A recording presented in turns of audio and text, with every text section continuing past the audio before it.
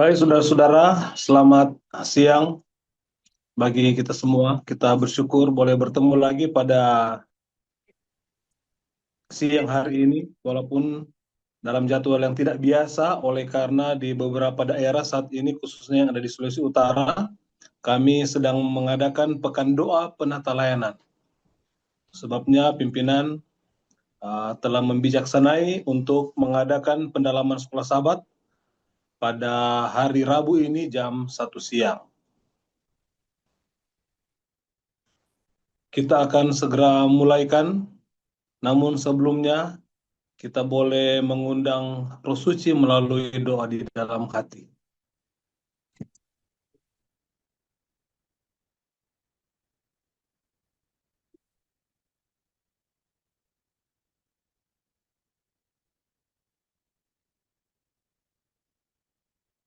Untuk membuka semua rangkaian kegiatan pada siang hari ini, kita akan nyanyikan lagu Sion, lagu buka, lagu Sion nomor 5, Kasih Surga yang Terindah, akan diserahkan kepada multimedia Uni Kawasan Timur.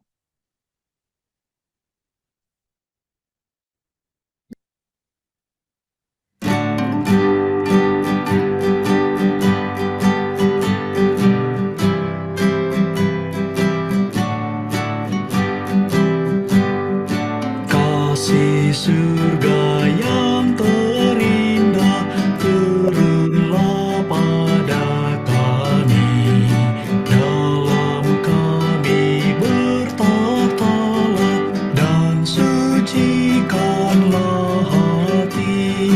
Yesus, Engkau berkasihan, kasih-Mu tak terduga. Marilah dan berkerajaan dalam hati yang berserah. Doa buka akan dipimpin oleh Pendeta Stephen Goni. Mari kita berdoa. Bapa di sorga, kami memuji dan memuliakan Tuhan, karena penyertaan dan perlindungan Tuhan begitu ajaib dalam hidup kami. Siang ini kami boleh dikumpulkan kembali melalui media Zoom dalam mengikuti pendalaman Alkitab melalui pelajaran sekolah sahabat. Saat ini kami membutuhkan kuasa Roh Kudus Tuhan, khususnya hamba berdoa untuk pimpinan kami dari UNI, hamba Tuhan Pendeta Dr. Swini Standidio, yang akan membawakan materi pendalaman Alkitab melalui sekolah sahabat siang hari ini.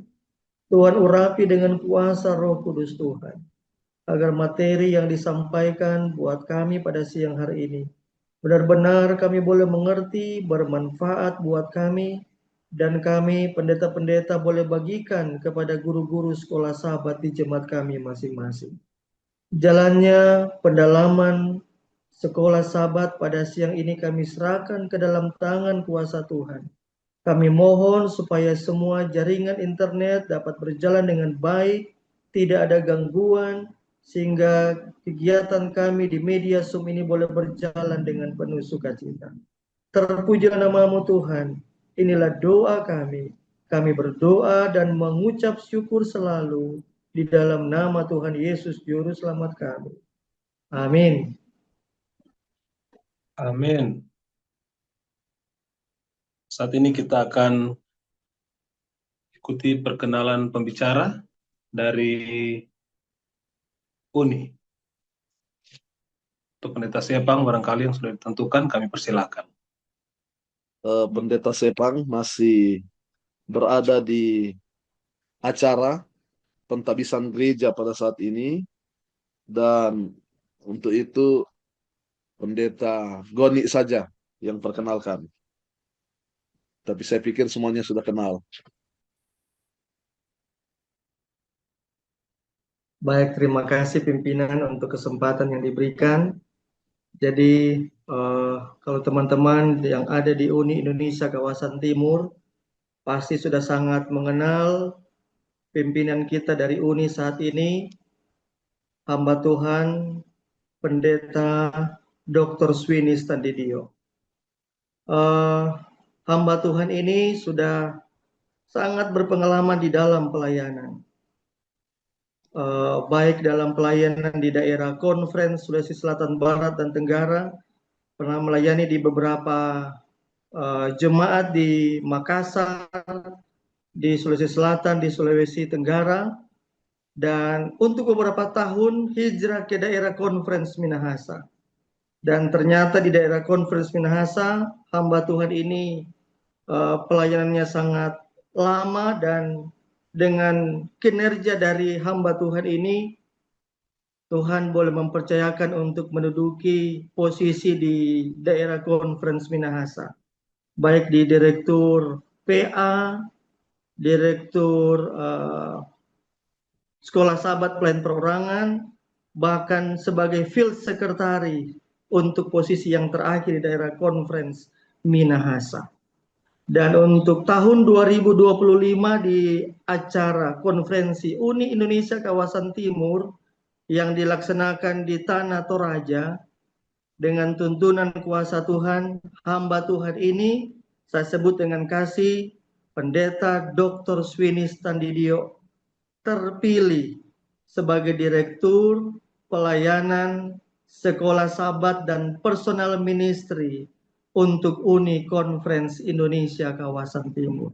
Kita sangat bersyukur kita memiliki pimpinan yang sangat berdedikasi dan expert di dalam bidang sekolah sahabat dan juga pelayanan perorangan.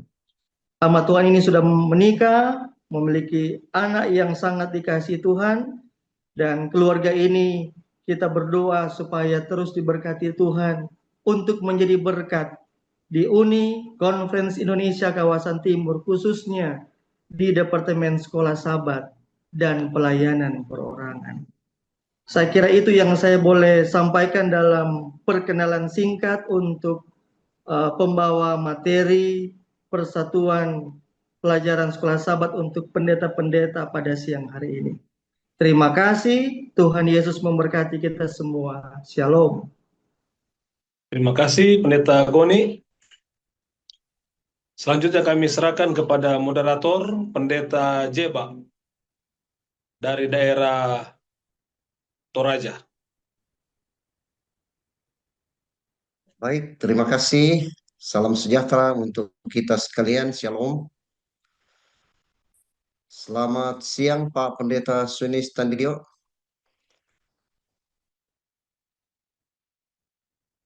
Halo, boleh kedengaran? Mungkin mic-nya Pak Pendeta. Ya, jelas. Kalau Pendeta Jeba, dia punya suara jelas. Oke. Selamat siang, Pendeta Jeba. Selamat Ya. siang. Bagaimana kabar Pak Pendeta Standidio? Sehat-sehat? Sehat walafiat. Puji Tuhan. Puji Tuhan, haleluya. Jadi, saudara sekalian, pemaparan ke depan ini 1 jam kurang lebih. Setelah itu, kita tanya jawab 30 menit. Dan untuk waktu yang berharga ini, kita serahkan kepada Pendeta Dr. Swini Standidio. Disilakan Pak Pendeta. Baik, terima kasih semua teman pendeta yang ada di Uni Conference Indonesia Kawasan Timur. Memang jam kita untuk mengadakan pendalaman pada saat ini di luar biasa. Di luar biasa ya. Karena biasanya jam 7 malam setiap hari Senin. Namun pada saat ini tidak diadakan pada jam yang biasa oleh sebab sedang diadakan pekan doa penata layanan di beberapa daerah atau mungkin di seluruh daerah di Uni Timur, khususnya di Sulawesi Utara ini, sehingga kita pindahkan itu ke siang hari pada hari Rabu. Mengapa jadi hari Rabu? Agar supaya penyampaian itu bisa sampai kepada teman-teman pendeta untuk dapat mengatur waktu dengan baik. Karena kalau dibuat terlalu cepat, tentu teman-teman tidak akan memiliki waktu yang disiapkan karena sudah terjadwal. Nah, pada saat ini saya mengecek kehadiran dari daerah-daerah dan di daerah Konferensi Minahasa agak kurang kehadiran. Mungkin juga linknya belum disebarkan ya di daerah Konferensi Minahasa. Jadi tadi sekretaris conference mungkin sudah bantu untuk sebarkan itu di daerah Konferensi Minahasa. Dan saya berharap direktur sekolah sahabatnya juga eh, bisa untuk lebih tanggap jika ada perubahan-perubahan untuk menyebarkan link itu jauh sebelum acara dimulaikan. Ketika link itu sudah keluar, langsung disebarkan agar supaya teman-teman bisa untuk melihatnya. Dan kami juga dari Uni memohon maaf oleh karena uh, link untuk Zoom pada saat ini sebenarnya dari daerah Konferensi Minahasa, bukan dari Uni, tapi dari daerah Konferensi Minahasa dan sudah disebarkan. Namun dari daerah Konferensi Minahasa belum dapat linknya, tapi berasal dari daerah Konferensi Minahasa. Nah, ini yang saya katakan di luar dari biasanya. Tapi itu tidak luar biasa ya, teman-teman pendeta. Di luar biasa, tapi tidak luar biasa.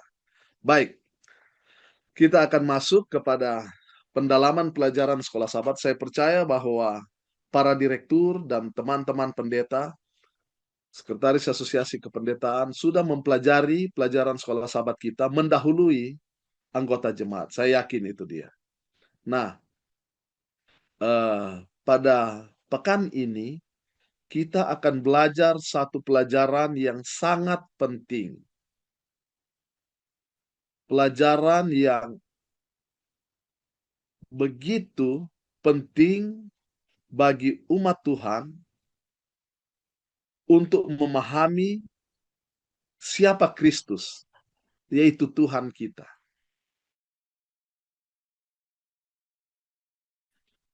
Dan judul dari pelajaran sekolah sahabat kita untuk pekan ini adalah keutamaan Kristus.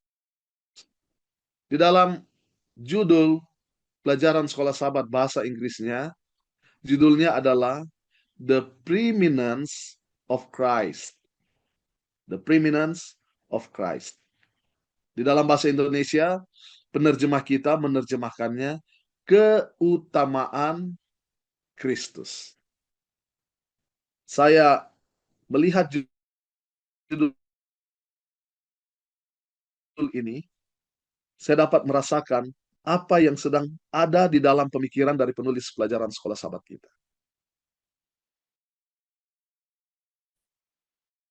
Penulis pelajaran sekolah sahabat kita, dia sangat menyukai judul pelajaran sekolah sahabat kita pada kuartal ini.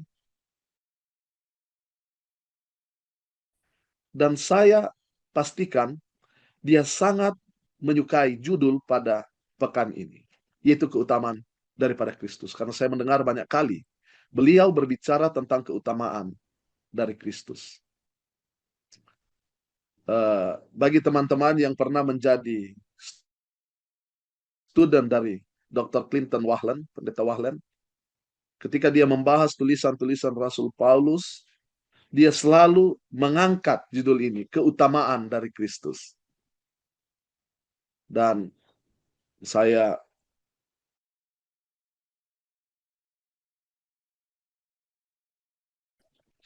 beberapa kali menjadi student dari Dr. Wahlen atau pendeta Wahlen di berbagai kelasnya, khusus atau kelas bahasa Yunani dan kelas-kelas perjanjian baru. Dan bagi teman-teman yang hadir di acara Bible Conference yang diadakan di Bali pada periode yang lalu, saya pikir teman-teman juga masih mengingat ketika dia membahas tentang Trinitas dan Duinitas, banyak kali beliau menyinggung tentang keutamaan Kristus. Jadi saya pikir teman-teman sudah punya gambaran yang luas tentang hal ini dan dapat menyelami apa yang ada di dalam benak dari penulis pelajaran sekolah sahabat kita ketika dia berusaha untuk memaparkan kepada kita melalui pelajaran sekolah sahabat yang ditulisnya tentang keutamaan atau the preeminence of Christ. Saya bisa katakan keunggulan Kristus. Baik. Dalam mempelajari pelajaran sekolah Sabat, sekali lagi saya ingin mengingatkan agar supaya kita fokus pada dua konteks. Ini adalah cara sederhana namun ampuh untuk mempelajari pelajaran sekolah Sabat, yaitu pendekatan dua konteks. Secara sederhananya, yaitu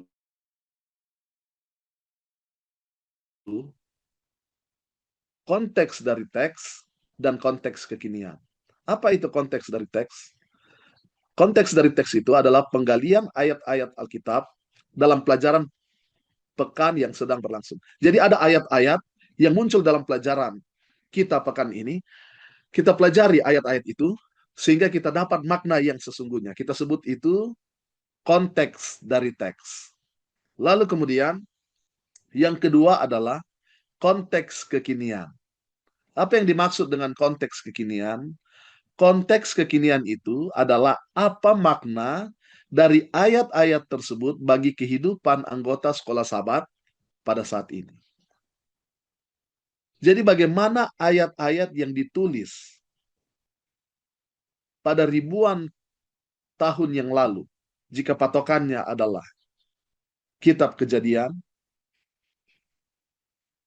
dan lebih kurang 2000 tahun yang lalu, jika patokannya adalah kitab Perjanjian Baru, ayat-ayat yang ditulis dalam bahasa yang kita tidak pahami pada saat ini, yaitu bahasa yang populer digunakan pada waktu itu. Bagaimana ayat-ayat itu bisa berbicara bagi kita pada saat ini? Lalu apa yang akan dikerjakan oleh ayat-ayat itu bagi kita? Nah, itu kita sebut sebagai konteks kekinian. Ayat hafalan kita untuk pelajaran sekolah Sabat kita pada pekan ini itu terdapat dari kitab Kolose pasal 1 ayat 15 sampai ayat 17 ya. Nah, teman-teman, untuk pelajaran sekolah Sabat kita ayat hafalannya ada beberapa ayat, yaitu ayat 15, ayat 16, dan ayat 17. Ada 3 ayat. Dan oleh sebab itu saya memberikan perbandingan dari bahasa asli kepada terjemahannya. Dan teman-teman boleh lihat di layar ya. Saya yakin bahwa ini terlihat dengan jelas. Kita mulai dengan bahasa Indonesianya. Kita lihat terjemahan bahasa Indonesia. Disebutkan di sana ayat 15. Ia adalah gambar Allah yang tidak kelihatan, yang sulung, lebih utama dari segala yang diciptakan. Terjemahan bahasa Inggrisnya dari King James Version sebutkan begini. Who is the image of the invisible God, the firstborn of every creature.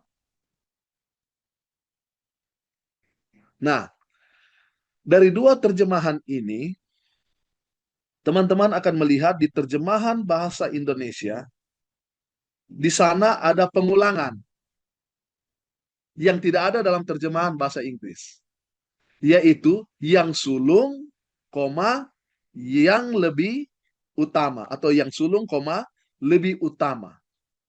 Itu tidak ada dalam terjemahan bahasa Inggris.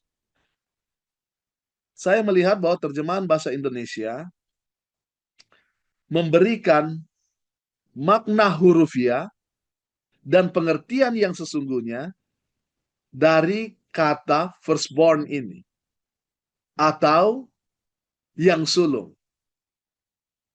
Itu sebabnya terjemahan bahasa Indonesia katakan, ia adalah gambar Allah yang tidak kelihatan, yang sulung, lebih utama dari segala yang diciptakan.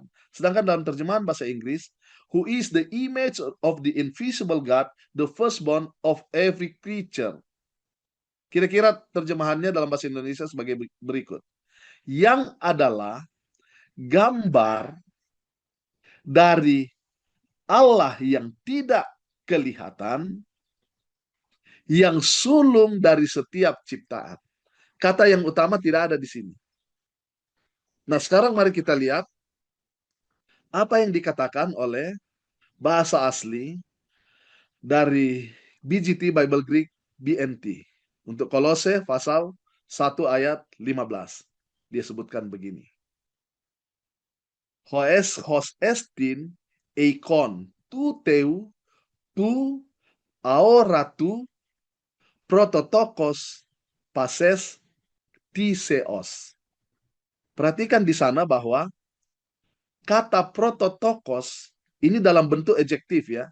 Bentuk adjektif atau kata sifat. Kata prototokos ini tidak memiliki keterangan selanjutnya. Seperti yang ada dalam bahasa Indonesia, yaitu lebih utama. Tidak ada di sana. Nah, bahasa Indonesia memberikan keterangan sebagai makna yang sesungguhnya dari kata prototokos ini. Prototokos itu artinya the firstborn atau yang sulung. Sebentar kita akan lihat makna lebih dalam dari kata prototokos ini. Lalu kemudian kita lihat ayat yang selanjutnya. Ayat 16. Karena di dalam Dia telah diciptakan segala sesuatu yang ada di sorga dan yang ada di bumi, yang kelihatan dan tidak kelihatan, baik singgasana maupun kerajaan, baik pemerintah maupun penguasa, segala sesuatu diciptakan oleh Dia dan untuk Dia. Coba perhatikan di dalam terjemahan bahasa Indonesia, disebutkan di sana, karena di dalam Dia lah telah diciptakan segala sesuatu. Terjemahan bahasa Inggris katakan, for by Him were all things created. Kalau di dalam bahasa Inggris disebutkan, karena oleh atau melalui Dia, oleh atau melalui Dia, segala sesuatu telah diciptakan. Sedangkan bahasa Indonesia katakan di dalam Dia. Nah, kata di dalam Dia ini memiliki makna yang masih bersifat ambigu. Bisa Dia penciptanya, tapi bisa juga Dia adalah yang menyetujui penciptaan itu. Kata di dalam Dia. Jadi bisa saja bukan Dia yang menciptakan. Tapi coba lihat di bagian terakhir dari terjemahan bahasa Indonesia. Di bagian akhir dari terjemahan bahasa Indonesia, di sana disebutkan, segala sesuatu diciptakan oleh Dia dan untuk Dia. Jadi segala sesuatu diciptakan oleh, berarti Dia penciptanya. Dia adalah sang pencipta dan diciptakan untuk Dia. Mari kita lihat di dalam bahasa aslinya. Di dalam bahasa aslinya, di sana disebutkan hoti en auto ektiste tapanta. Jadi dikatakan di sana sebab atau oleh sebab atau karena melalui Dia telah diciptakan atau segala sesuatu itu telah diciptakan. Nah, menarik sekali ketika Rasul Paulus menggunakan conjunction hoti di sini yang diterjemahkan for dalam bahasa Inggris, lalu kemudian karena dalam bahasa Indonesia. Secara sintaksis, terjemahan bahasa Indonesia untuk conjunction hoti ini, yaitu karena memiliki makna sintaksis kausal, atau dia penyebab, sehingga terjadilah segala ciptaan. Nah, dalam bahasa Inggris, for ini jelas sekali menunjukkan makna kausal, atau dia adalah penyebab, bukan menunjukkan destinasi atau untuk siapa dia diciptakan. Jadi di bagian awal ini menunjukkan bahwa ciptaan-ciptaan itu disebabkan oleh dia. Siapa dia itu? Yaitu Sang Prototokos, atau yang disebut yang sulung itu. Nanti di bagian akhir, kalau teman-teman pendeta lihat di sana disebutkan kai eis auton ektistai. Lihat, kata untuk yang digunakan di sana adalah eis. Jadi ciptaan-ciptaan itu diciptakan oleh dia, yaitu Yesus, yang disebut sebagai firstborn atau yang sulung, lalu kemudian diciptakan untuk dia. Nah,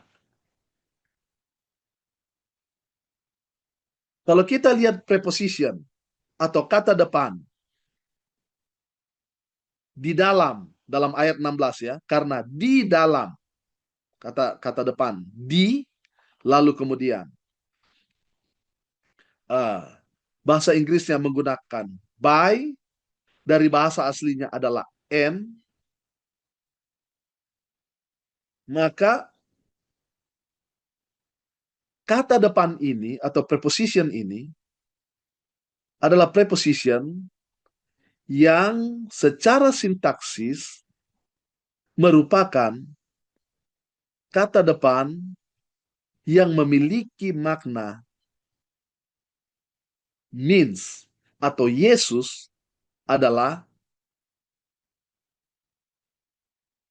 dia yang menjadikan, atau dialah yang menciptakan. Sehingga walaupun seorang menggunakan kata depan n ini dengan terjemahan di atau di dalam, tetapi dipahami bahwa dialah sang pencipta itu. Nah, kalau kita lihat korelasi dari kata n di bagian awal dan kata di, coba lihat situ, ada di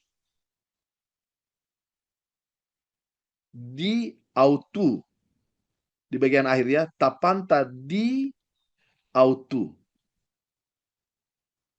Kata di ini adalah kata dia.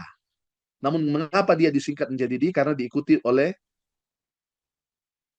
huruf hidup, sehingga dia disingkat seperti itu, yang artinya true. Jadi melalui Yesus, dalam rencana Allah itu, penciptaan ada. Dan penciptaan itu eis auton ektistai, diciptakan untuk dia. Jadi dia menciptakan untuk dia. Nah, saya pikir melalui pendalaman lewat perbandingan ayat-ayat ini, teman-teman sudah lebih memahami arti kata yang sulung itu ya, yang sulung atau prototokos. Lalu kemudian ayat 17, perhatikan ayat 17, dia katakan begini. Ia ada terlebih dahulu dari segala sesuatu, dan segala sesuatu ada di dalam dia. Itu terjemahan bahasa Indonesia. Ia ada terlebih dahulu dari segala sesuatu, dan segala sesuatu ada di dalam dia. Jadi sebelum segala sesuatu ada, dia sudah ada terlebih dahulu. Namun, kebingungan masih saja muncul jika seorang bertanya, berarti dia yang paling pertama diciptakan. Yaitu terjemahan bahasa Indonesia menggunakan yang sulung. Namun, sebentar kita akan lihat tidak demikian. Mengapa? Oleh karena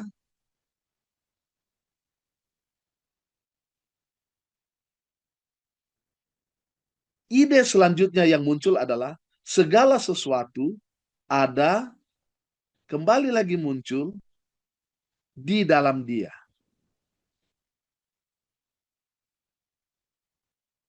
And he is before all things, and by him all things consist. Jadi, sekali lagi, kata depan N di ayat 17 ini, kita lihat di sana ya, panta N auto sunes teken. Lihat di situ ada kata N, kata depan N, ini preposition ya. Ini adalah preposition yang menunjukkan atau kata depan yang menunjukkan bahwa subjek adalah pelaku sehingga segala sesuatu itu menjadi ada. Jadi dengan demikian kita tidak dapat memahami atau tidak boleh dipahami bahwa pengertian yang sulung di sini sebagai dia yang paling pertama diciptakan. Tidak bisa seperti itu. Mari kita lanjut. Kata prototokos ini secara etimologi dia lahir dari dua kata. Yaitu yang pertama adalah protos, artinya pertama. Dari sana kata first, bahasa Inggris itu ada ya, muncul. Lalu kemudian yang kedua adalah tikto, atau melahirkan, atau memunculkan. Nah,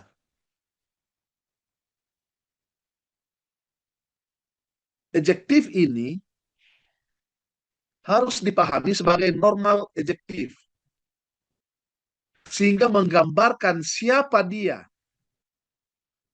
Nah, dengan demikian, kita harus masuk kepada pengertian aktif dari kata prototokos ini. Kita tidak boleh masuk dalam pengertian pasif. Karena kalau kita masuk dalam pengertian pasif, kita akan tersesat. Kita hilang di hutan rimba atau di tengah samudra yang luas. Tapi kalau kita masuk dengan pengertian aktifnya, sebagaimana alur kalimatnya menyarankan kita untuk memahami kata prototokos itu dalam pengertian aktif, maka kita akan dapati bahwa dialah yang pertama melahirkan. Jadi kata prototokos ini menggambarkan bahwa Yesuslah yang menghadirkan atau dari dialah penyebab sehingga segala sesuatu ada. Itu sebabnya dia dibilang yang sulung, yang sebenarnya dapat dimengerti sebagai yang menginisiasi dan yang melahirkan atau yang mengadakan segala sesuatu atau segala yang diciptakan. Jadi dia bukan yang diciptakan paling pertama. Bukan begitu. Tapi dialah yang pertama menciptakan. Penciptaan itu melalui dia. Dan hasil ciptaan itu adalah untuk dia. Itu yang sedang dibicarakan oleh Sang Rasul di dalam ayat hafalan kita. Selanjutnya, waktu teman-teman nanti mengadakan persatuan guru-guru sekolah Sabat di jemaat masing-masing atau di wilayah masing-masing, jangan lupa bahwa ketika persatuan itu sudah dibuat dan guru-guru nanti mengajar pelajaran sekolah Sabat, maka informasi doktrinal didapat dengan benar oleh seluruh anggota UKSS. Sehingga informasi yang mereka dapat itu akan menghasilkan revival di dalam kehidupan dari umat. Lalu kemudian revival yang terjadi dalam diri umat itu akan menghasilkan dua hal, yaitu transformasi mindset. Terjadi perubahan pikiran atau pola pikir dari setiap anggota UKSS, sehingga terjadi reformasi di dalam kehidupan dari semua anggota sekolah sahabat. Jadi jangan lupa teman-teman pendeta, nanti ketika mengadakan persatuan guru-guru sekolah sahabat, tanamkan ini kepada guru-guru sekolah sahabat, agar supaya setelah selesai belajar nanti di kelas, setelah selesai berdiskusi ya, karena mereka sudah belajar setiap hari, itu harapan kita, maka terjadi kebangunan rohani. Dan kebangunan rohani ini akan merubah mindset. Mindset itu ditransformasi. Lalu kemudian, kalau pikiran itu sudah ditransformasi, maka kehidupan akan terjadi pembaharuan atau terjadi reformasi. Sekarang, pelajaran sekolah sahabat kita pada pekan ini berfokus pada dua hal utama. Yaitu yang pertama, apa arti bahwa Yesus adalah gambar Allah yang tidak kelihatan? Eikon tu teu tu aoratu. Dia eikon atau gambar dari Allah yang tidak kelihatan. Sebentar kita akan lihat apa maksudnya. Dia adalah gambar dari Allah yang tidak kelihatan. Lalu kemudian yang kedua, yang sulung dari segala yang diciptakan. Prototokos pases tiseos. Nah, untuk yang kedua ini, tadi saya sudah jelaskan panjang lebar di ayat hafalan. Tinggal bagian yang pertama ini. Apa arti bahwa Yesus adalah gambar Allah yang tidak kelihatan? Mari sekarang kita lihat bahwa pelajaran sekolah sahabat kita pekan ini hanya memiliki dua tema sebenarnya. Tema yang pertama adalah gelar-gelar Yesus sebagaimana yang disajikan dalam Kolose pasal 1 ayat 15 sampai 20 yang menekankan pekerjaan penebusannya demi umat manusia. Dia adalah gambar Allah yang tidak kelihatan, yang sulung atas segala ciptaan, kepala tubuh, dan yang pertama. Lalu kemudian yang kedua, Yesus datang ke dunia ini untuk melakukan perdamaian antara Allah dan manusia dalam arti tertentu, tetapi juga antara Allah dan seluruh ciptaan dalam arti yang luas. Sekarang mari kita review pelajaran sekolah sahabat kita. Yang pertama, konteks dari teks. Untuk konteks dari teks, kita dapati bahwa pelajaran sekolah sahabat kita sedang mengajarkan bahwa Yesus Kristus unggul karena dia adalah pencipta dan Allah yang hadir di tengah manusia sebagai ikon atau ikon dari Allah Tritunggal yang tidak kelihatan, yang adalah inisiator penciptaan dan sang pencipta. Kita bisa lihat itu dalam Kejadian pasal 1 ayat 1, lalu kemudian Kejadian 1 ayat 26 sampai 28, lalu Yohanes pasal 1 ayat 1 sampai 3, lalu ayat hafalan kita, Kolose pasal 1 ayat 15 sampai ayat 17. Lalu kemudian yang kedua, bahwa Yesus Kristus adalah Allah Sang Juru Selamat. Jadi apa maksudnya? Dia adalah ikon atau gambar atau image dari Allah yang tidak kelihatan di dalam ayat hafalan kita. Nah, backgroundnya kita bisa dapat itu di dalam Yesaya pasal 45 ayat 15, lalu kemudian Yesaya pasal 43 ayat 11. Saya putar ya. Saya putar untuk memudahkan kita memahaminya. Kita sebut ini dalam studi Perjanjian Baru sebagai alusi atau allusion. Alusi artinya ide yang diambil dari kitab Perjanjian Lama tanpa memberikan alamat yang jelas dari mana dalam perjanjian lama. Dan itu adalah rujukan perjanjian baru terhadap perjanjian lama, namun rujukan tidak langsung. Saya minta tolong, karena yang muncul di layar saya saat ini adalah Direktur Sekolah Sabat dari Conference Manado dan Maluku Utara, Pendeta Rio. Tolong baca Yesaya pasal 45 ayat 15. Yesaya 45 ayat 15. Yesaya 45 Ayat 15. Yesaya 45 ayat 15. Sungguh engkau Allah yang menyembunyikan diri, Allah Israel, juru selamat. Oke. Jadi siapa Allah Israel? Dialah sang juru selamat. Dan dia menyembunyikan diri, artinya dia tidak kelihatan. Dia adalah Allah Israel. Nah, kalau kata Allah muncul di dalam Alkitab Perjanjian Lama, itu berasal dari kata Elohim. Sekarang mari kita lihat dari Allah Israel ini, siapa dia yang merupakan sang juru selamat itu? Tadinya disebutkan bahwa dia tidak kelihatan. Sekarang kita buka dalam Yesaya pasal 43 ayat 11. Coba Pendeta Rio baca lagi Yesaya 43 ayat 11. Aku Tuhan, dan tidak ada juru selamat selain daripadaku. Oke. Jadi disebutkan di sana, aku Tuhan, tidak ada juru selamat selain aku. Pendeta Rio, itu kata Tuhan di situ, huruf apa digunakan di sana? Huruf besar semua atau T-nya saja yang besar? Aku huruf besar. Ya, aku huruf besar. Yang saya maksudkan kata Tuhan. Kata Tuhan di sana, apakah huruf besar semua atau hanya T-nya yang besar? T. Tuhan besar semua. Besar semua.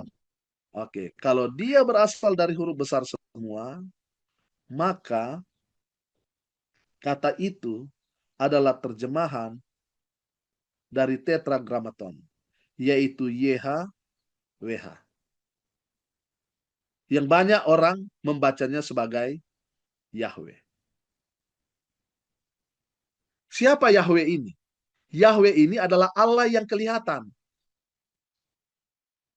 Dia muncul dalam tiang awan pada siang hari dan muncul dalam tiang api pada malam hari di padang belantara. Siapa YHWH ini? Dia adalah Allah yang menyertai bangsa Israel. Dia yang bersama-sama dengan bangsa Israel. Dan disebutkan bahwa dialah sang juru selamat itu. Dia adalah sang juru selamat. Singkatnya begini. Siapa sang juru selamat itu? Yaitu dia yang merupakan ikon dari Allah yang tidak kelihatan. Bagi bangsa Israel, dia terlihat sebagai tiang awan dan tiang api. Jadi dialah image itu, tiang awan dan tiang api itu. Nah, sekarang siapa dia? Saudara, pelajaran sekolah sahabat kita memberikan keterangan yang bagi saya begitu jelas. Mari kita baca di dalam Keluaran pasal 3 ayat 14. Boleh tolong dibaca? Keluaran pasal 3 ayat 14.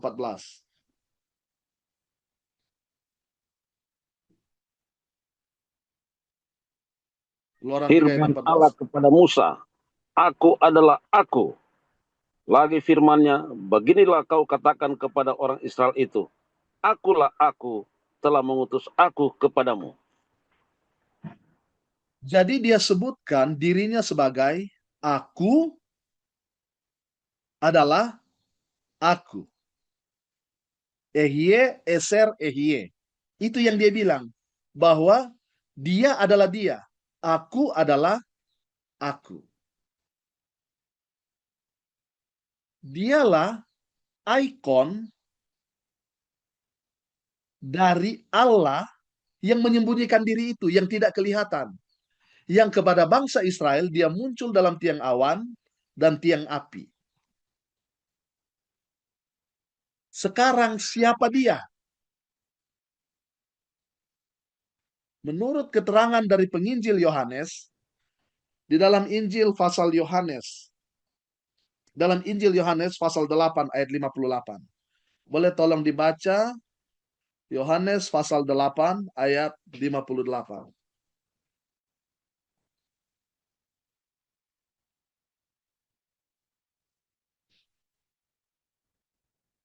Yohanes 8 ayat 58.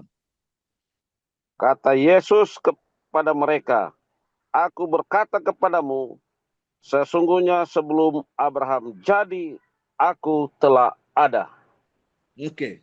Jadi disebutkan di sana bahwa sebelum Abraham jadi, aku telah ada.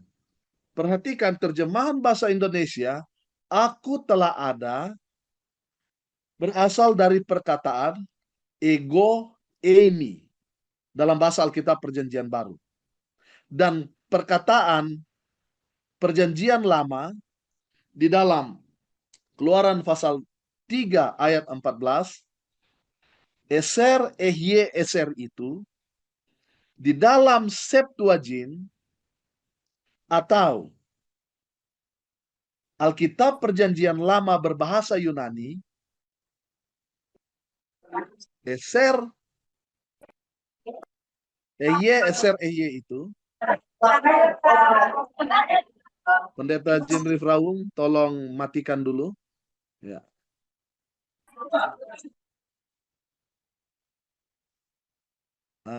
Minta tolong apa namanya, co-host Pendeta Jimri Fraung, tolong di mute, dan jika sekiranya beliau ribut terus bisa dikeluarkan. Karena nanti akan mengganggu kita semua. Mungkin beliau tidak sadar beliau punya mic itu terbuka dengan sendirinya. Jadi kata ehye, eser ehye ini yang terjemahan bahasa Indonesia adalah aku adalah aku, di dalam Septuagint diterjemahkan ego eimi. Jadi dengan demikian, siapa sebenarnya sang juru selamat itu, yang adalah ikon dari Allah yang tidak kelihatan, yaitu Tuhan, huruf besar semua, atau tetragrammaton itu, yang kita sebut Yahweh, yang kelihatan melalui tiang awan dan tiang api. Dan penginjil Yohanes mengatakan bahwa aku adalah aku ini diucapkan sendiri oleh Yesus Kristus dengan perkataan yang sama seperti yang terdapat di dalam kitab Keluaran pasal 3 ayat 14, yaitu ego eimi. Jadi dengan demikian kita dapati bahwa Yesuslah prototokos itu. Dialah gambar Allah yang tidak kelihatan. Karena di perjanjian lama, dia memperlihatkan dirinya melalui tiang awan dan tiang api sebelum penjelmaan, dan di perjanjian baru, dia memperlihatkan dirinya di dalam penjelmaan itu. Jadi saya pikir bahwa tema dari pelajaran sekolah sahabat kita yang kedua, yaitu apa yang dia kerjakan itu, dan fokus yang kedua, maksud saya fokus yang pertama, apa arti bahwa Yesus adalah gambar Allah yang tidak kelihatan, sekarang jelas. Bahwa yang tidak kelihatan itu adalah Tritunggal, dan yang kelihatan itu di zaman perjanjian lama adalah dia yang belum menjelma. Dia terlihat melalui tiang awan dan tiang api, dan di dalam perjanjian baru, dia ada melalui penjelmaan, yaitu Yesus Kristus. Nah, sekarang, bagaimana dengan konteks kekinian? Nah, untuk konteks kekinian, dari pelajaran sekolah sahabat kita, saya berikan ini, dia muncul dalam bentuk pertanyaan, dan teman-teman nanti ketika mengadakan persatuan guru-guru sekolah sahabat di kelas masing-masing, jangan lupa untuk mengantar pemikiran umat kepada hal-hal ini yang tidak perlu saya jelaskan di sini. Karena konteks kekinian dari tiap ayat itu bisa berbeda bagi kehidupan praktis dari setiap orang. Tergantung siapa dia, di mana dia berada, dan bagaimana budayanya. Itu sebabnya kita sebut konteks kekinian. Yang pertama, apa artinya menjadi serupa dengan gambar Yesus? Jadi, kalau Yesus merupakan gambar Allah, dan Kristus menciptakan kita sebagai manusia baru, kita ada di dalam Kristus, apa artinya? Kita menjadi serupa dengan gambar Kristus. Dengan cara praktis apa saja UKSS dapat melihat karya transformasi oleh kasih karunia Allah terjadi dalam kehidupan anggota UKSS. Lalu kemudian yang ketiga, dengan cara bagaimana anggota UKSS menyatakan bahwa Yesus adalah Tuhan dalam kehidupan. Karena banyak orang bilang, oh Yesus adalah Tuhan. Tetapi bagaimana caranya kehidupannya menunjukkan bahwa Yesus adalah Tuhannya. Nah, itu penting untuk menjadi penekanan untuk konteks kekinian dari setiap anggota UKSS. Lalu kemudian, apa artinya bahwa Kristus lebih unggul atau dia lebih unggul dari segala sesuatu dalam dunia ini? Karena banyak orang bilang Yesus adalah segalanya. Tetapi dalam kehidupan sehari-hari, terlihat seolah-olah Yesus tidak ada apa-apanya. Nah, bagaimana caranya anggota UKSS itu menunjukkan dalam kehidupan mereka bahwa Yesus itu unggul dalam segala sesuatu. Lalu kemudian bagaimana Yesus yang paling unggul atau yang paling utama atau yang secara metaforik disebutkan sebagai yang sulung itu memberi harapan bagi anggota UKSS dalam rangka menanti kedatangannya yang kedua kali, hidup di dalam dunia yang penuh dengan penderitaan. Nah, ini penting untuk menjadi penekanan dalam konteks kekinian bagi umat-umat. Sekarang gelar-gelar Yesus. Dalam Kolose pasal 1 ayat 15 dia disebutkan sebagai gambar Allah yang tidak kelihatan. Lalu kemudian selanjutnya dalam pasal dan ayat yang sama, dia adalah yang sulung, kepala dari tubuh, lalu yang awal, lalu yang pertama bangkit. Gambar Allah yang tidak kelihatan, apa maksudnya? Gambar Allah yang tidak kelihatan ini menunjukkan bahwa dia sempurna di dalam penjelmaannya. Dia adalah Allah seutuhnya, lalu kemudian dia adalah manusia seutuhnya. Jadi menunjukkan bahwa dia sempurna dalam penjelmaannya. Lalu kemudian yang sulung, apa maksudnya yang sulung? Yang sulung artinya dia yang menciptakan segala sesuatu. Dia adalah bagian dari inisiator, dan melalui dia segala sesuatu diciptakan. Dan itu jelas dalam Yohanes pasal 1 ayat 1 sampai ayat 3.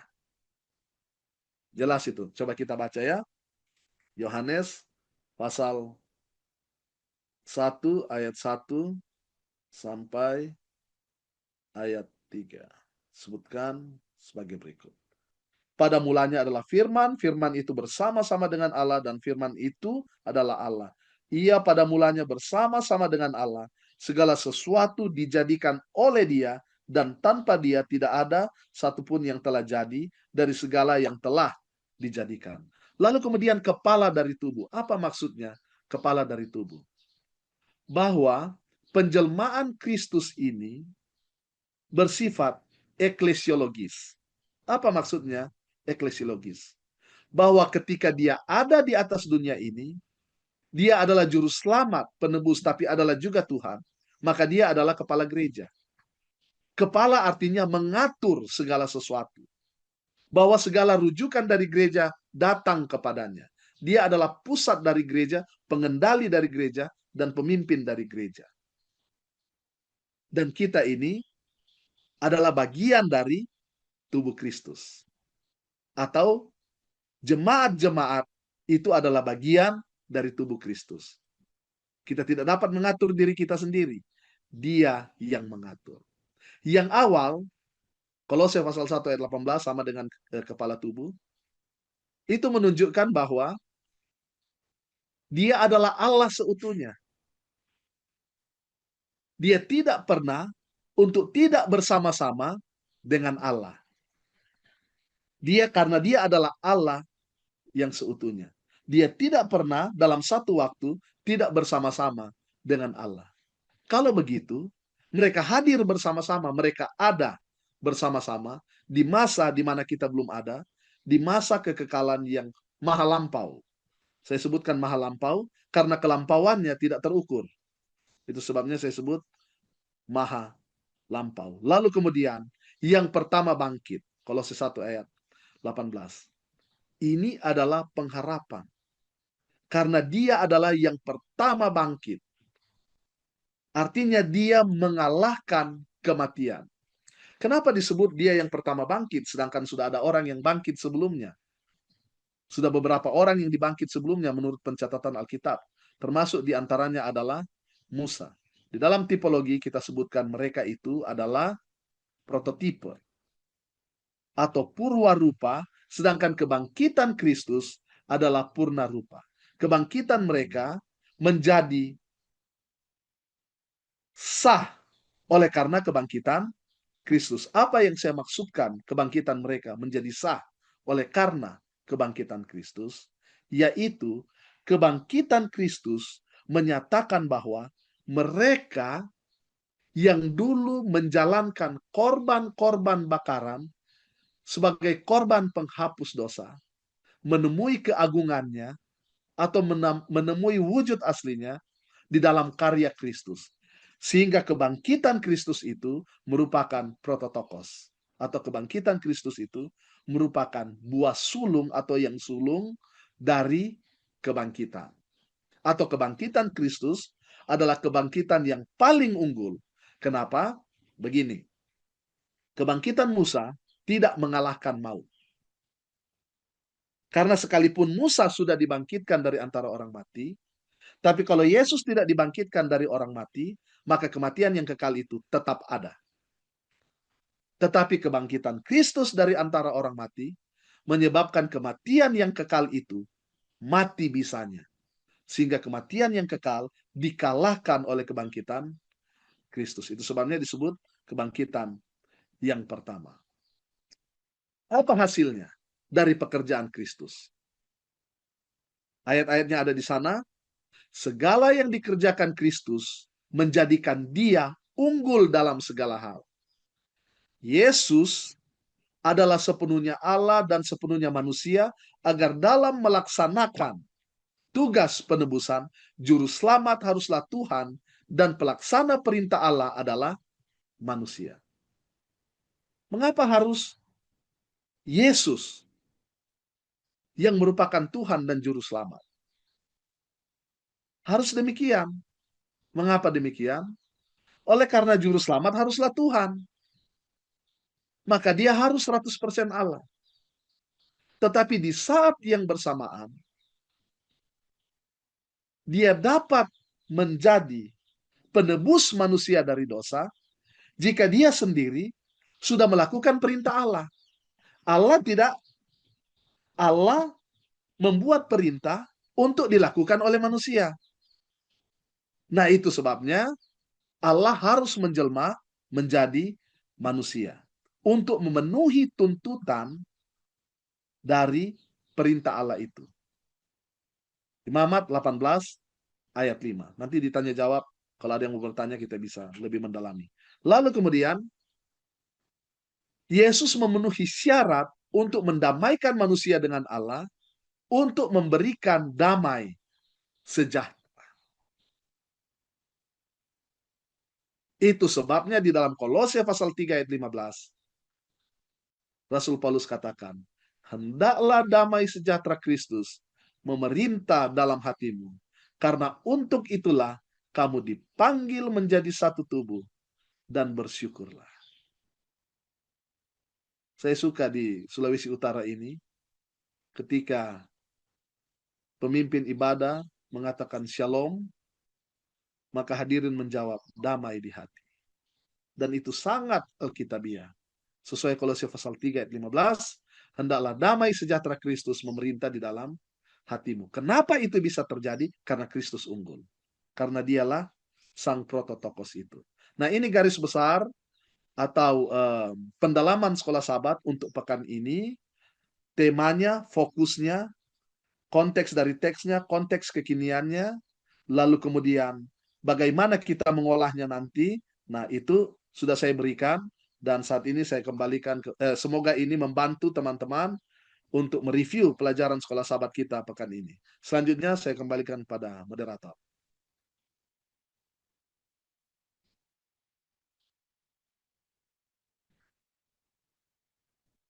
Baik, terima kasih Pendeta Dr. Tanilio yang sudah membawakan pendalaman pada saat ini. Dan luar biasa, kita sangat diberikan pengertian yang jelas. Namun, jika ada hal-hal yang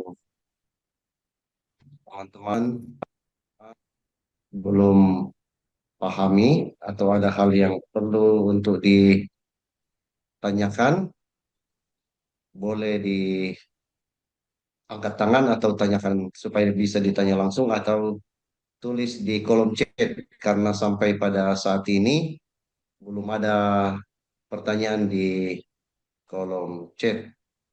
Itu artinya bahwa sudah sangat jelas atau sampai saat ini, atau masih ada hal-hal yang perlu saudara tanyakan. Sekarang waktunya. Oke, kami akan lihat waktu untuk hal ini. Ya, Boleh, kita Pak. mulai saudara. Kalau ada ya, Ada pertanyaan perlu langsung, ditanya. boleh? Bisa. Ya, silakan. Baik, terima kasih. Silakan. Saya Pendeta Lapian dari Bolmong. Saya menarik sekali tuh presentasi dari Pendeta dan video tadi. Tapi saya ada pertanyaan gini. Bila mana Kristus itu adalah, dalam Yohanes 1 ayat 1 itu adalah Allah itu sendiri, bersama-sama dengan Allah pada mulanya. Lalu pada waktu dia turun ke dunia ini, Allahnya dia taruh di mana? Ditinggal di surga atau dia bawa dalam dirinya? Terima kasih.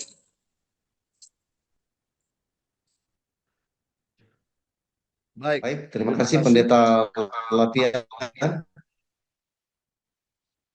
Bisa terlihat ini, Langsung teman-teman? dijawab saja Pak Pendeta. Bisa terlihat? Kelihatan Pak Pendeta, tapi kecil. Kecil ya? Oke. Saya tidak tahu mau kasih besar bagaimana ini. Oke. Bisa di zoom, Bagaimana DP cara mau zoom? zoom masing-masing, Sir. Oh, zoom masing-masing. Yang Oke. pakai handphone ya, Sir. Oke. Boleh dibaca, boleh. Oke, bisa ya? Nah, sekarang mari kita buka dulu Yohanes 1 masing-masing bisa dibaca. ayat 1. Oke, kita buka dulu Yohanes 1 ayat 1 ya, biar dia jelas. Oke, kita buka Yohanes 1 ayat 1. Nah, dalam Yohanes 1 ayat 1, di sana dia sebutkan begini. En arche en hologos. Kai hologos en prostonteon, kai theon en hologos. Gitu ya. Nah, jadi karena pertanyaan tadi mengatakan bahwa kalau dia adalah Allah yang seutuhnya, bagaimana boleh dia menjadi manusia? Lalu dia taruh di mana itu DP keilahian, bagaimana keilahiannya ketika dia menjadi manusia? Nah, teman-teman, gereja kita sekarang memiliki satu tagline yang luar biasa, yaitu focused on the mission. Yaitu kita akan berpusat pada misi. Tapi bagaimana caranya kita bisa berpusat pada misi? Harus grounded in the Bible. Harus berdasar Alkitab itu sendiri. Nah, coba perhatikan sini ya. Pada mulanya adalah firman. Di situ disebutkan ya. Lalu kemudian firman itu bersama-sama dengan Allah, dan firman itu adalah Allah. Perhatikan di sana ada kata, semoga teman-teman bisa lihat ini. Di sana ada preposition atau kata depan pros. Lihat di situ ada kata depan pros. Nah, kata depan pros ini digunakan untuk menunjukkan entitas yang sama. Jadi, logos dengan theos. Firman dengan Allah. Mereka bersama-sama. Kata bersama-sama yang digunakan di sana adalah kata depan pros. Pros itu digunakan untuk menunjukkan dua entitas yang sama. Saya bisa beri contoh, sekiranya teman-teman pegang tisu dan pegang buku. Anda dapat membedakan tisu dan buku itu secara ontologis. Oleh karena wujudnya berbeda. Yang satu buku, yang satu adalah tisu. Namun, kedua-duanya memiliki entitas yang sama. Substansi yang sama atau substansi yang sama. Dan substansinya itu adalah kertas. Ini ilustrasi ya. Itu sama-sama kertas. Maka kata pros bisa digunakan. Jadi kata pros ini menunjukkan bahwa secara kualitas Allah dan Sang Firman itu sama, tidak ada perbedaannya. Tidak ada yang tersubordinasi di sana. Atau tidak ada yang lebih rendah. Dia sama. Lalu kemudian Allah itu merupakan oknum yang menjelma. Begitu ya, menjelma. Tentu oknum mana yang menjelma? Yaitu oknum logos. Kita semua sudah pahami itu. Nah, bagaimana kita memahaminya? Mari kita lihat di dalam kitab Filipi. Filipi pasal, seharusnya saya tidak matikan. Kita lihat itu di dalam kitab Filipi pasal 2.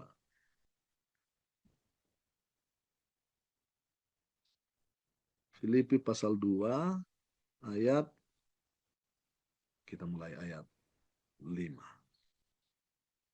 Mari kita lihat ya. Kita lihat apa yang dikatakan di dalam ayat-ayat ini. Nah, saya pikir bahasa Indonesianya cukup bagus. Hendaklah kamu dalam hidupmu bersama menaruh pikiran dan perasaan yang terdapat juga di dalam Kristus. Lalu kemudian ayat 6. Yang walaupun dalam rupa Allah tidak menganggap kesetaraan dengan Allah itu sebagai milik yang harus dipertahankan. Lalu kemudian ayat 7. Melainkan telah mengosongkan dirinya sendiri. Perhatikan, dia kosongkan dirinya sendiri. Kita lihat kata yang digunakan untuk mengosongkan dirinya sendiri, yaitu kata kenoo. Dari sanalah istilah teologi kenosis itu berasal. Yaitu dia kosongkan dirinya. Apa itu mengosongkan dirinya? Ini dia muncul dalam bentuk aorist ya, ekenosen. Nah, mengosongkan diri artinya dia buat kesetaraan dengan Allah itu menjadi tidak ada. Itu yang dimaksud dengan kenoo. Dan dia telah buat itu. Dia telah buat itu. Sehingga ditulis dalam bentuk aorist atau bentuk lampau. Dia sudah bikin itu. Dia kosongkan dirinya. Kesetaraannya dengan Allah itu, dia kosongkan. Lalu perhatikan, dia mengambil rupa seorang hamba. Luar biasa, teman-teman ya, teman-teman pendeta. Dia mengambil rupa seorang hamba. Perhatikan, kata hamba yang digunakan menunjukkan status dan pekerjaan, bukan hanya menunjukkan pekerjaan. Kata yang digunakan di sana adalah doulos. Lihat ini ya, saya pasang kursornya. Itu ada kata doulos. Itu kata yang digunakan. Bukan diakonos. Diakonos itu adalah seorang yang mengambil momen pekerjaan atau pelayanan. Tapi statusnya bisa saja bukan hamba. Tapi dia melakukan pekerjaan seorang hamba. Itu diakonos. Itu sebabnya di dalam kitab Roma, saya sering dengar orang bilang wakil Allah di bumi, pemerintah. Pemerintah itu adalah hamba Allah di bumi. Itu yang Alkitab katakan. Karena wakil Allah di bumi adalah Yesus Kristus. Dan dia sudah terangkat ke sorga. Dialah wakil Allah di bumi. Jadi hamba Allah di bumi adalah pemerintah. Dan kata yang digunakan di sana adalah diakonos. Mengapa? Karena melakukan tugas-tugas pelayanan. Tapi statusnya bukan doulos. Pemerintah itu statusnya bangsawan. Tapi Yesus yang diambil adalah bukan hanya pekerjaan, tetapi juga status. Yaitu status hamba. Doulos. Itu sebabnya disebut bahwa dia mengosongkan dirinya. Dan menjadi sama dengan manusia. Dan dalam keadaan sebagai manusia, ia telah merendahkan dirinya. Dan perhatikan, dia taat sampai mati. Dia taat sampai mati. Nah, ini bagian dari ketaatan. Jadi pertanyaan tadi, apakah dia adalah Allah yang sesungguhnya? Ya, dia Allah sesungguhnya. Pendeta Lapian tidak meragukan itu. Dan kita buktikan itu dari Yohanes pasal 1 ayat 1. Kata depan yang sangat sederhana, hanya satu kata with. Tapi ternyata memiliki makna yang dalam, menunjukkan kesetaraan antara logos dan theos. Lalu kemudian sang logos melakukan tindakan kenoo, yaitu dia kosongkan status itu dan dia ambil status hamba. Kata yang digunakan di sana doulos, bukan diakonos. Jadi waktu dia ada di atas bumi, ada di mana DP keilahian? Dia kosongkan keilahiannya. Itu kata Alkitab. Begitu jawabannya.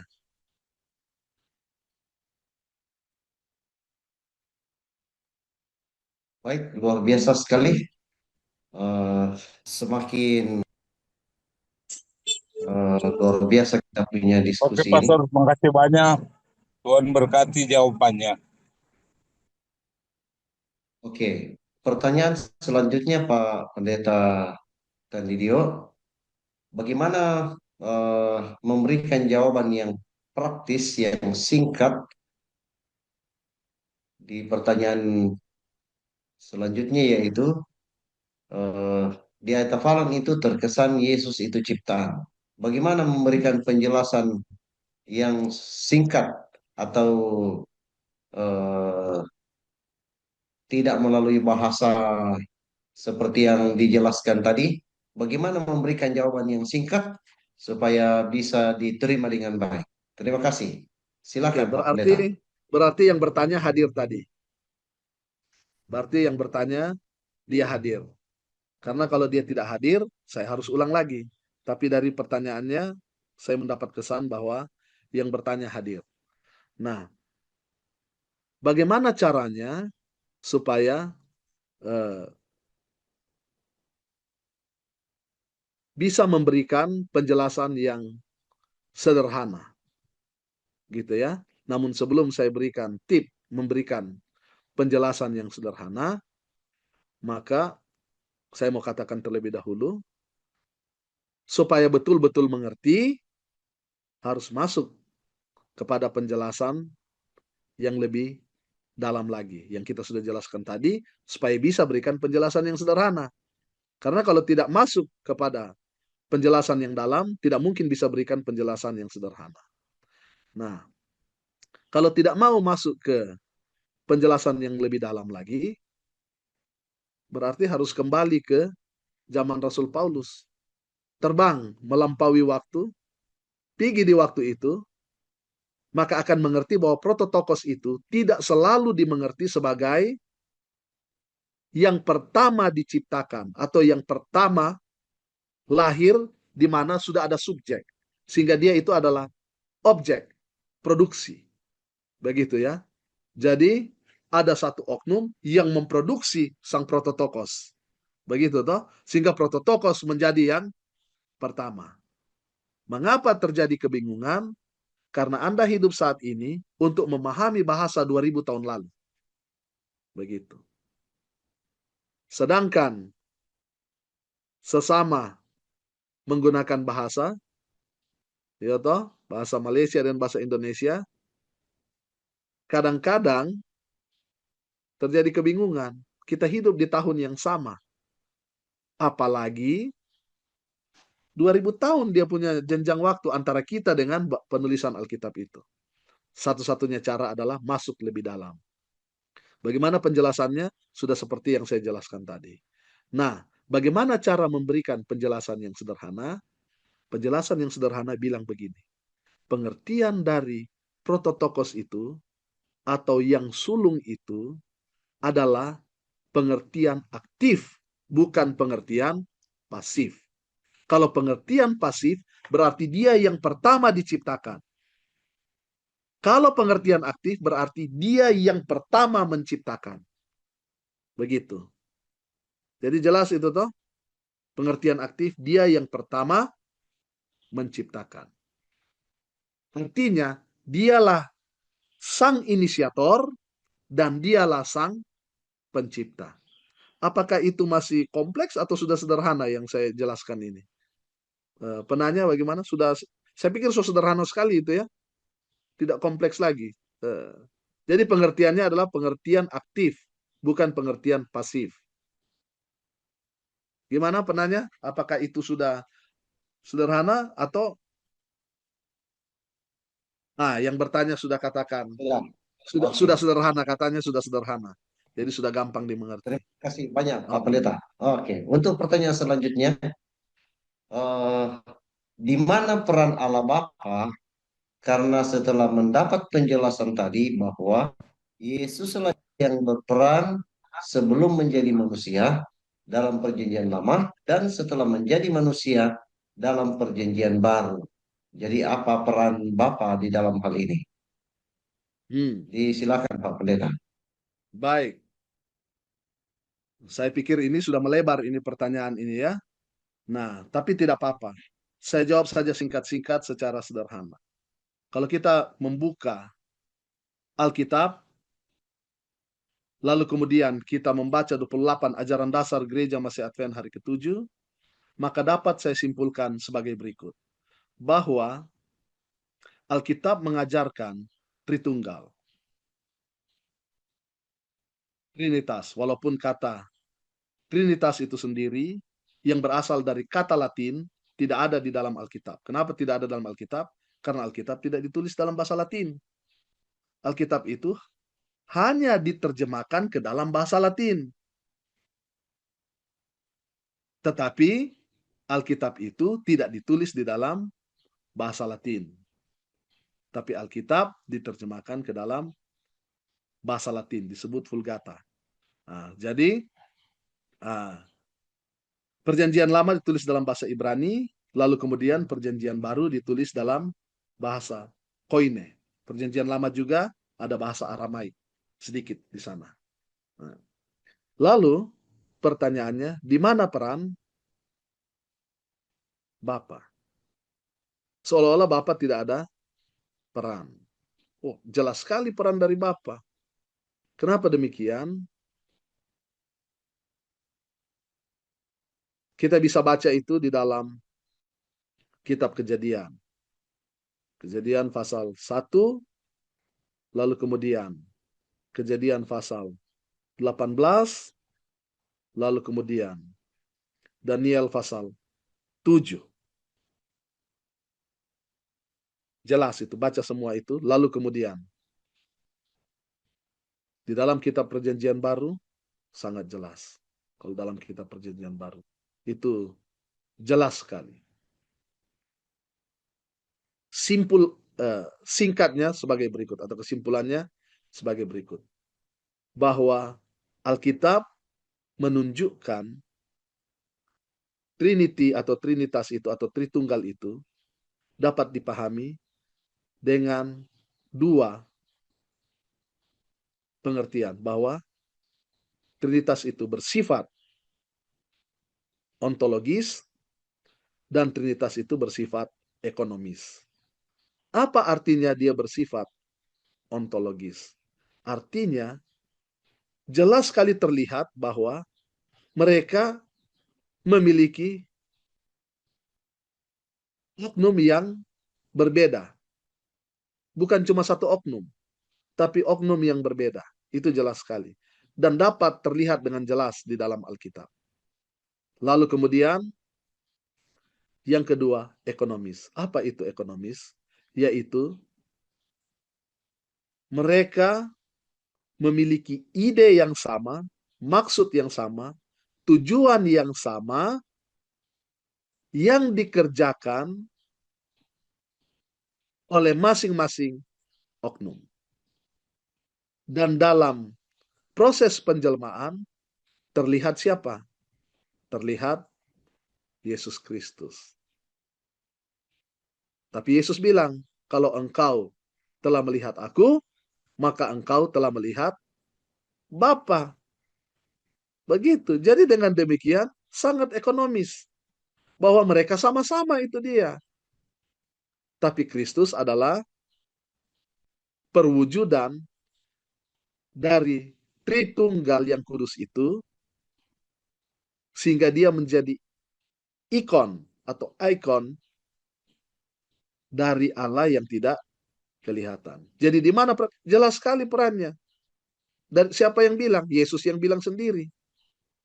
Siapa yang telah melihat aku, ia telah melihat Bapa. Dalam Yohanes pasal 17, dia katakan aku dan engkau adalah satu. Jadi jelas sekali peran dari Bapa di sana. Saya pikir demikian. Kecuali nanti kita bahas tentang Trinitas, kita bisa masuk lebih dalam lagi. Baik, terima kasih banyak Pak Pendeta untuk penjelasan yang luar biasa. Saya melihat waktu tinggal 5 menit. Jadi, oke, kalau masih ada satu, disilakan.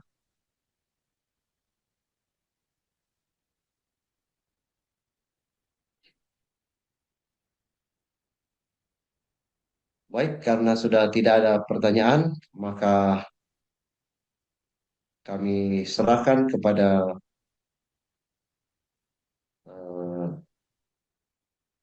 Pendeta Tandidio. Sebelum saya serahkan ke MC, ada closing statement? Baik. Jadi pelajaran sekolah sahabat kita ini, saya pikir sudah sangat jelas. Kesimpulannya teman-teman sudah dapat tadi. Lalu kemudian melalui tanya jawab, teman-teman sudah mendapatkannya. Nah, selanjutnya saya mau sampaikan, jangan lupa buat persatuan guru-guru sekolah sahabat di jemaat kita masing-masing. Itu sangat penting.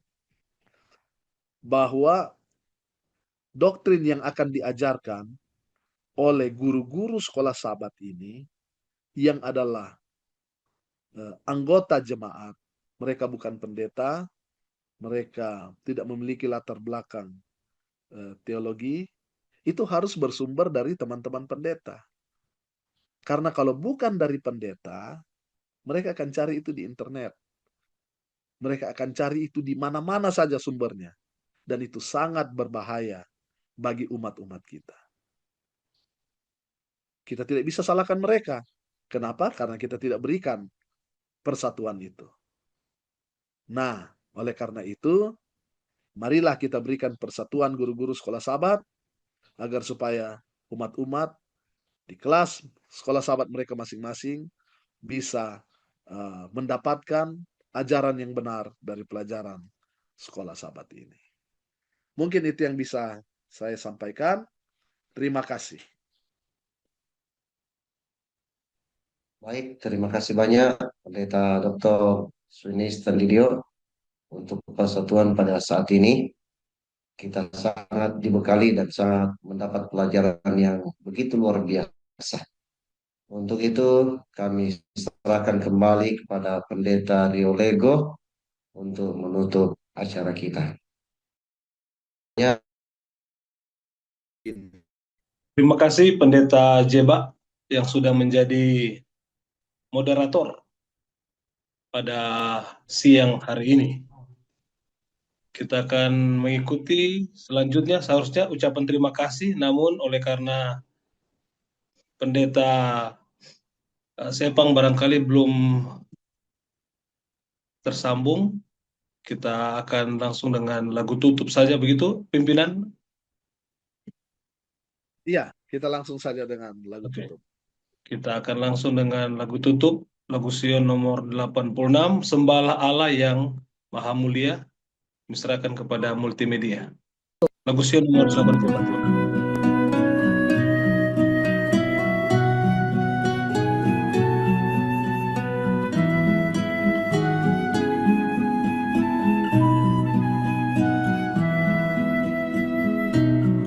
Sembahlah Allah yang Maha Mulia, puji kasih-Nya yang sangat besar, benteng dan penolong yang Maha Kuasa, bertata di surga Allah yang benar.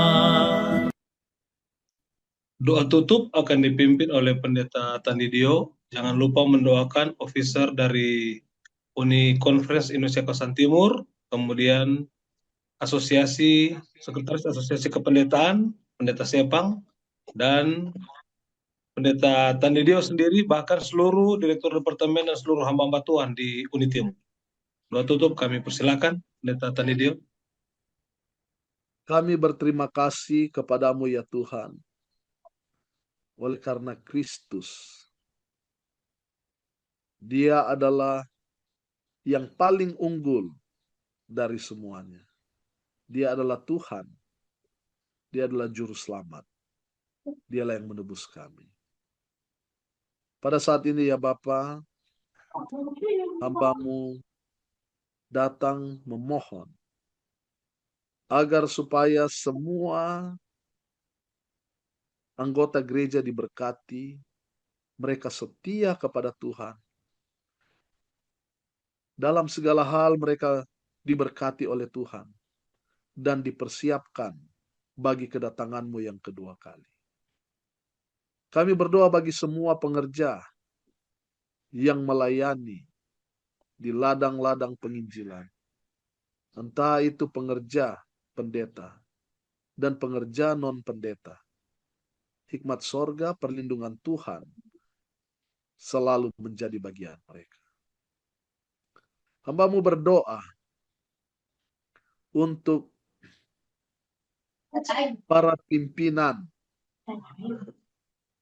departemen yang ada di daerah-daerah dan conference. Tuhan memberkati, beri hikmat akal budi. Secara khusus hamba-Mu berdoa bagi para direktur sekolah Sabat. Tuhan, mereka berjuang bekerja dengan keras untuk menjadikan umat-umatmu berdasar pada Alkitab dan terpusat pada misi. Sehingga seluruh anggota gereja akan terlibat di dalam misi. Total member involvement ini akan terjadi. Nama Tuhan dipuji dan dimuliakan. Tuhan pula memberkati sekretaris asosiasi kependetaan di semua daerah dan conference yang bekerja sama dengan para direktur sekolah sahabat untuk memajukan pekerjaanmu di bidang ini. Tuhan selalu jaga lindungi, hikmat sorga selalu menjadi bagian dari para direktur sekolah sahabat dan para sekretaris asosiasi kependetaan. Sehingga mereka dapat bekerja dengan baik dan nama Tuhan dipuji dan dimuliakan. Hamba-Mu berdoa ya Tuhan untuk pimpinan UNI yang melayani di berbagai bidang, secara khusus di bidang sekolah sahabat dan pelayanan perorangan, hamba-Mu sendiri.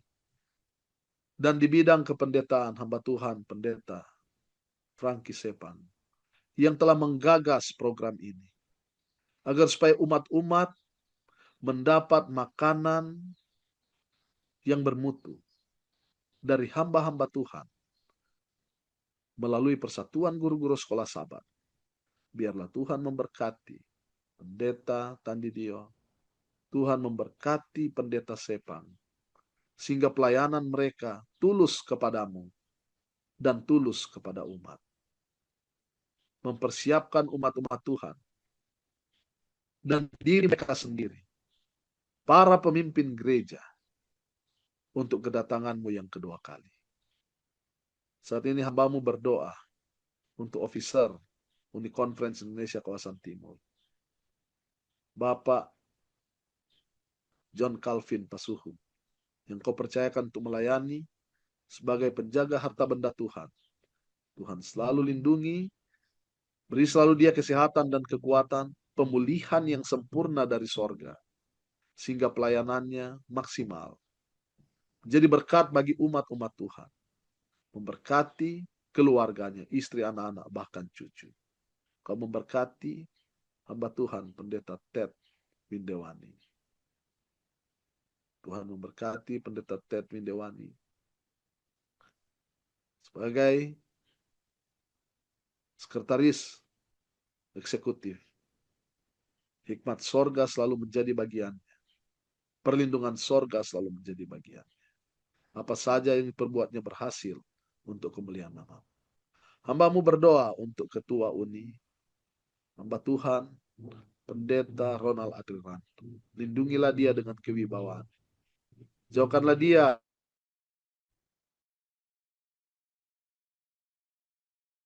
dari segala bentuk kejahatan, baik yang didatangkan oleh setan ataupun orang-orang yang berhati jahat. Tuhan selalu melindungi para pemimpin ini, sehingga mereka dapat melaksanakan tugas dan tanggung jawab yang Tuhan sudah embankan kepada mereka. Dan ingatkanlah kepada kami semua, seluruh umat, bahwa kami adalah orang-orang yang ditebus dari lumpur dosa, sehingga dengan demikian tidak ada yang sempurna di antara kami. Biarlah kasih karunia Tuhan terus menyertai kami sekarang dan seterusnya. Terima kasih untuk kebaikan-Mu. Dalam nama Yesus kami sudah berdoa. Amin. Amin.